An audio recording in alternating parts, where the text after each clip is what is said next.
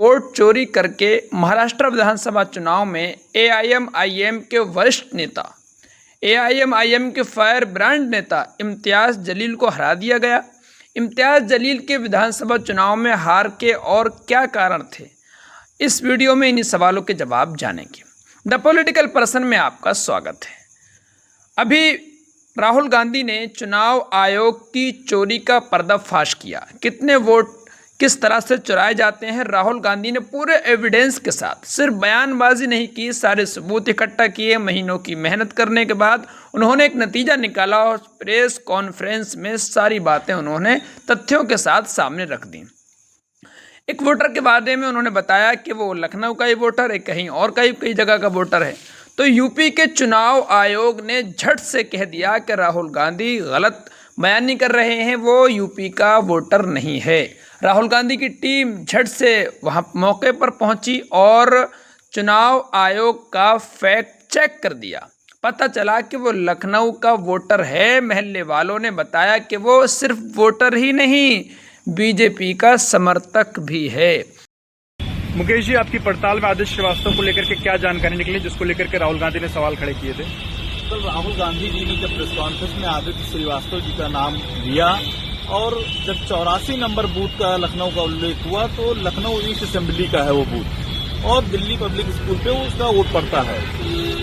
जब हमने पड़ताल की तो मोहल्ले के लोगों ने बताया कि हाँ, वो भाजपा समर्थक हैं। इसका मतलब जो राहुल जी ने आरोप लगाया है चुनाव आयोग पे, वो एक दल विशेष के रूप में काम कर रहा है। लोकतंत्र में चुनाव आयोग इस तरह से चुनाव आयोग की धांधलियां अभी पिछले दिनों अजीत अंजुम ने उजागर की। बिहार में एसआईआर के नाम पर जो फर्जीवाड़ा चल रहा था और चल रहा है, उसको अच्छे अंदाज से अजीत अंजुम ने पेश किया और चुनाव आयोग के पास अजीत अंजुम के सवालों का जवाब भी अच्छी तरह से नहीं है।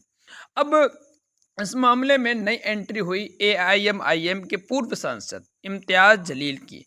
इम्तियाज़ जलील ने ट्वीट करके बताया कि महाराष्ट्र चुनाव में धांधली हुई थी, इसमें कोई शक नहीं और मैं भी इसका शिकार हूँ। शाम 5 बजे के बाद सभी बीजेपी नियंत्रित बूथों पर बिल्कुल अनजान मतदाताओं की भारी भीड़ उमड़ पड़ी थी। यानी जिन्हें कोई जानता नहीं था, ऐसी भीड़ आकर वहां पर उमड़ पड़ी और उन्होंने वोट किए। औरंगाबाद में मेरे निर्वाचन क्षेत्र के मुख्य चुनाव अधिकारी बीजेपी उम्मीदवार के जीतने और मंत्री बनने के कुछ ही महीनों बाद उनके ओएसडी बन गए। अब किसको शिकायत करनी है? यानी जिस से शिकायत की जाए वही दूसरे पद पर जाकर बैठ गए। अब इस तरह से जब महाराष्ट्र के चुनाव को देखा जाए तो कितनी सीटों पर ऐसा था कि एआईएमआईएम बहुत ही अच्छे मार्जिन से आगे जाने की स्थिति में थी, चाहे वो औरंगाबाद ईस्ट हो, औरंगाबाद सेंट्रल हो। इसके अलावा कुछ और विधानसभा की सीटें थी जहां पर एआईएमआईएम ने बहुत ही अच्छा प्रदर्शन किया। हारने की किसी को उम्मीद नहीं थी। और इम्तियाज़ जलील ये तो 50,000 से भी ज़्यादा की लीडिंग लेकर चले थे और आखिर में आकर ज़बरदस्ती ऐसा लगा कि उनको हरा दिया गया है। 2100 वोटों से उनको हरा दिया गया। आखिर तक वो लीड पर थे।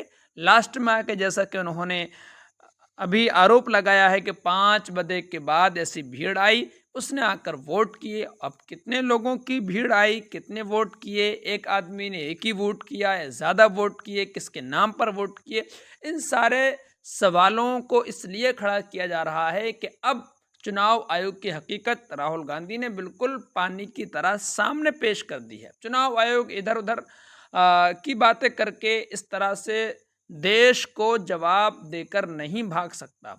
देश की जनता जो चुनाव आयोग पर भरोसा करके वोट डालती है, अपनी सरकार चुनने का मौका तलाशती है, उसके साथ जब इस तरह का फर्जीवाड़ा होगा, धोखा होगा, फ्रॉड होगा तो जनता चुप रहने वाली नहीं है।